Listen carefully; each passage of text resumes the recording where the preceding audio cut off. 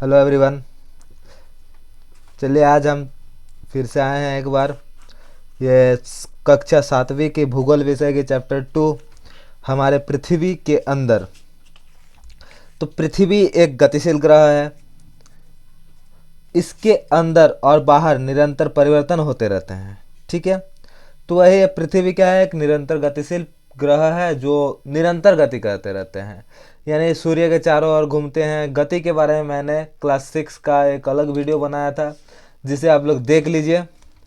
Next इस video के बारे में हम लोग चर्चा करते हैं। ठीक है, अब इस वीडियो के बारे में हम चर्चा करेंगे कि पृथ्वी के आंतरिक भाग वह कैसा है, पृथ्वी के अंदर का भाग कैसा है, क्या चीज़ है, किससे बना है पृथ्वी, इस सारे चीज़ों के बारे में हम चर्चा करते हैं।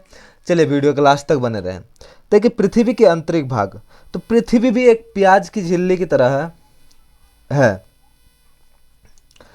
जिसमें एक संकेंद्रीय है और उसके ऊपर बार बार अलग अलग परतें बनी हुई है। ठीक है, पृथ्वी की सतह की जो सबसे ऊपरी परत है उसे प्रपट्टी कहते हैं। पृथ्वी के ऊपर की सबसे ऊपरी परत प्रपट्टी कहलाती है। ठीक है, यह सबसे पतली परत होती है। यह महाद्वीप के सहित पर, महाद्वीप में यह 35 किलोमीटर होता है और वही समुद्र तल पर केवल 5 किलोमीटर तक होता है। ठीक है, महाद्वीपीय सहित मुख्य रूप से सिलिका एवं एल्यूमिना से बना है। इसी प्रकार इसे सील कहते हैं। सील यानी CSI यानी सिलिका तथा एल्युमिनियम AL यानी एल्युमिनियम से बना है। और महासागर की जो प्रपट्टी है वह सिलिका और मैग्नीशियम से बना है। सिलिका में इसे सीमी कहते हैं, सिलिका का C और मैग्नीशियम का मी से कहा जाता है। ठीक है, प्रपट्टी के ठीक नीचे मंडल होता है। प्रपट्टी के नीचे मंडल वाला भाग होता है जो 2900 किलोमीटर की गहराई तक फैला हुआ है। इसका सबसे आंतरिक परत क्रोड कहलाता है। चलिए देख लेते हैं, फिगर में देख लेते हैं। ये जो ऊपर वाला जो परत है इसको हम लोग प्रपट्टी कहते हैं। ठीक है, उसके नीचे जो मंडल है उसमें एक सीमी और सिया जो है वह है। इसमें देख सकते हैं विश्व का जो पृथ्वी के सबसे नीचे खोदा गया वह अफ्रीका में खोदा गया, जो कि सोना का खदान है जहां पर 4 किलोमीटर खोदा गया है। और वैज्ञानिक तेल की खोज करने के लिए मात्र 6 किलोमीटर तक ही खोद चुके हैं ना। पृथ्वी के केंद्र तक पहुंचने के लिए सतह से समुद्र के नीचे से 6000 किलोमीटर तक अंदर जाना पड़ेगा, जो कि बहुत ज़्यादा इम्पॉसिबल है। उतना नीचे जाना पॉसिबल नहीं है, क्योंकि जितना नीचे जाते रहेंगे उतना उसका गर्म बढ़ते रहेगा। नीचे लावा है तो लावा के कारण उसका गर्मी और बढ़ते जाएगा, दबाव बढ़ते जाएगा, जिसके कारण वह 3 किलोमीटर या 4 किलोमीटर के बाद 4 किलोमीटर के बाद उसे जाना इम्पॉसिबल है। ठीक है, मंडल जो सबसे लास्ट वाला परत है वह 2900 किलोमीटर पर है। महाद्वीपीय प्रपट्टी यहाँ पर आप देख सकते हैं, ये वाला इसको कहते हैं महाद्वीपीय प्रपट्टी। और महासागरीय प्रपट्टी जो है वह इस क्षेत्र में है, महासागर के नीचे वाला भाग। ठीक, यहाँ पर ये देखिए ये वाला क्रोड है जिसे नीफा परत भी कहते हैं, है ना। बाहर वाला बाह्य क्रोड, अंदर वाला आंतरिक क्रोड। ठीक है, ये पूरा मंडल का भाग है। क्रोड मंडल की सीमा, यह वाला जो है क्रोड और मंडल की सीमा है, जहाँ पर ये एरो दिख रहा है आपको। स्थलमंडल ऊपर वाला है जिसे प्रपट्टी कहते हैं ना, प्रपट्टी। चलिए इसके नीचे हम लोग चर्चा करते हैं प्रपट्टी के बारे में। तो पृथ्वी की त्रिज्या के बारे में बात कर लेते हैं। तो पृथ्वी की त्रिज्या 6371 किलोमीटर है। पृथ्वी की त्रिज्या जो है वह 6371 किलोमीटर है ना। पृथ्वी के आयतन का 1% ही प्रपट्टी है, केवल 1% प्रपट्टी है। 84% मंडल है और 15% हिस्सा क्रोड है। ठीक है, चलिए देख लेते हैं। ये जो मंडल है इसका जो त्रिज्या है वह है 3500 किलोमीटर। ठीक है, और इसका मुख्यतः निकल और लोहा से बना होता है, जिसे हम लोग नीफा कहते हैं। नीफा यानी नी का निकल और फा मतलब फेरम, FE NIFE, इसको इंग्लिश में NIFE कहते हैं, NIFE नीफा। तो नीफा निकल और फेरम, फेरम मीन्स लोहा, निकल और लोहा से बना हुआ है ना। अब सेल की खोज, तो सेल पृथ्वी के प्रपट्टी पर अनेक प्रकार के सेल होते हैं। पृथ्वी के जो प्रपट्टी है उस पर अनेक प्रकार के सेल पाए जाते हैं। पृथ्वी के प्रपट्टी जिस खनिज से बने हैं उसके प्राकृतिक पिंड को हम लोग सेल कहते हैं ना। सेल विभिन्न आकार, रंग एवं गठन के हो सकते हैं ना। मुख्य रूप से सेल 3 प्रकार के होते हैं। सेल कितने प्रकार के होते हैं? 3। एक को कहते हैं हम लोग अग्नीय सेल, जिसे इग्नियस रॉक्स कहा जाता है इंग्लिश में। दूसरा होता है अवसाद सेल, जिसे हम लोग सेडिमेंट रॉक कहते हैं। और तीसरा आता है कायतरन सेल, जिसे इंग्लिश में मेटामॉर्फिक रॉक्स कहते हैं ना।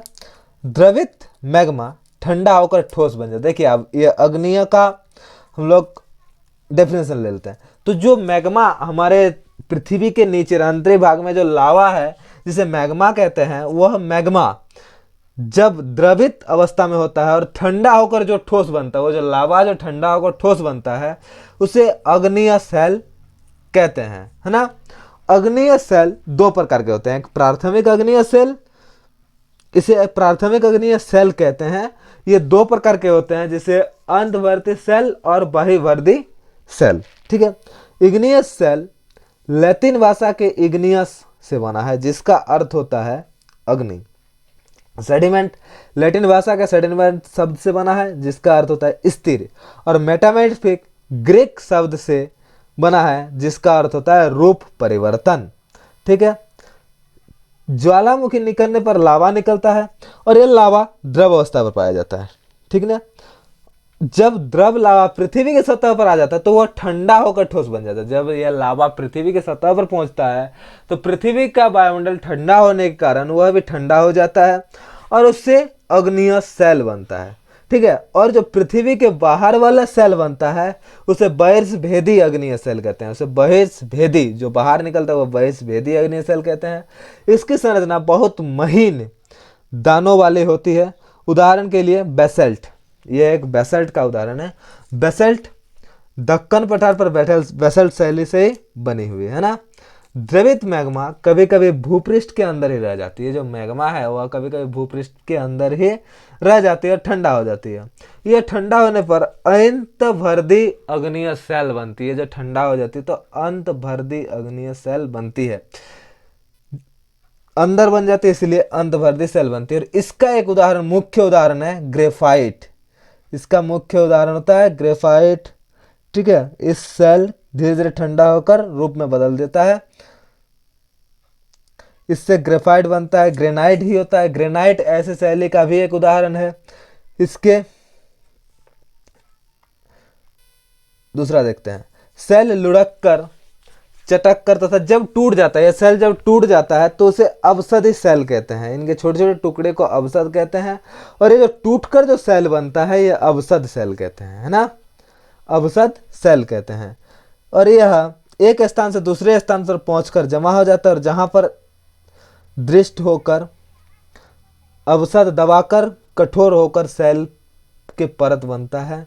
इसी प्रकार सेल को अवसाद सेल कहते हैं। अवसाद सेल का समझ लीजिए, जो सेल टूटता है, जो अग्निय सेल है, यह जब टूट के एक जगह पर आ जाते हैं, छोटे छोटे सेल ऐसे टूट के जब कोई एक जगह पर ये मिल जाते हैं, तो छोटे छोटे टुकड़े एक जगह पर मिल जाते हैं और दबाव के कारण यह एक चट्टान बन जाते हैं। तो इस प्रकार के बने चट्टान को हम लोग कहते हैं अवसाद चट्टान। ठीक है। इस चट्टान को क्या कहते हैं? अवसाद चट्टान, है ना। उदाहरण के लिए बालुई चट्टान रेत के दाने से बनता है। इस सेल में पौधे, जानवर या अन्य सूक्ष्म जीव जो कभी इन सेल पर रहते हैं तो उसे जीवाश्म कहते हैं। जो ये सब सेल बनाते हैं उसे जो सूक्ष्म जीव या जीवाणु जो इस सेल में रहते हैं उसे जीवाश्म कहते हैं। अग्निय सेल अवसाद सेल उच्च ताप और दाब के कारण बनता है और इसी में जो परिवर्तन होता है उसे कायतरन सेल कहते हैं। इसी परिवर्तन को क्या कहते हैं? कायतरन सेल। इसके लिए इसका जो उदाहरण है वह है चिकनी मिट्टी, चूना, संगमरमर आदि इसके मुख्य उदाहरण हैं। ये देखिए एक कायतरन सेल का उदाहरण है। ये वाला चित्र देख सकते हैं। अग्निय सेल का चित्र बट मोबाइल में मिल जाए। सेल हमारे लिए बहुत उपयोगी है। जो सेल है यह हमारे लिए बहुत ही उपयोगी है। कठोर सेल का उपयोग सड़क, घर, इमारत बनाने के लिए करते हैं। जैसे पत्थरों का उपयोग खोले, कुछ उदाहरण जैसे हमारे ये ताजमहल ये भी चट्टानों से बना हुआ है, लाल किला चट्टानों से बना हुआ है। अब ये एक बहुत ही जानने योग्य बात है कि जो सेल है, यह सेल एक चक्र चलता है, बार बार यह एक चक्र चलते रहता है। जैसे सबसे पहले लावा से अग्नीय सेल बना, अग्नीय सेल टूटकर अवसाद सेल बना, अवसाद सेल टूटकर कातरन सेल बना। अभी फिर कातरन सेल अगर ज़्यादा दाब हो जाएगा, तापमान बढ़ जाएगा, तो कातरन सेल लावा बन जाएगा, और वही लावा फिर से ठंडा होकर अग्नीय सेल बनेगा। अग्नीय सेल टूटकर अवसाद सेल बनेगा, अवसाद सेल टूटकर फिर से कातरन सेल बनेगा। इस प्रकार का एक चक्र चलता है, और इसी चक्र को हम लोग चट्टान चक्र कहते हैं, जो कि आपके फिगर में दिख रहा है। इसे सेल चक्र कहते हैं। देखिए, सबसे पहले मैग्मा था, मैग्मा से बन गया अग्नीय सेल इस प्रकार का, अग्नीय सेल टूटकर अवसाद सेल बन गया, अवसाद सेल इस प्रकार का, ये जो अवसाद सेल है टूट के फिर जोड़ के एक अवसाद सेल बन गया, अवसाद सेल कातरन सेल बन गया, और कातरन सेल फिर से मैग्मा बन गया, है ना। इसी प्रकार से यह चक्र बार बार चलते रहता है, जिसे शैल चक्र कहते हैं। आशा करता हूँ ये टॉपिक्स आपको समझ में आ गया है। समझ में आया तो कमेंट जरूर करें। चलिए अगले वीडियो में मिलते हैं।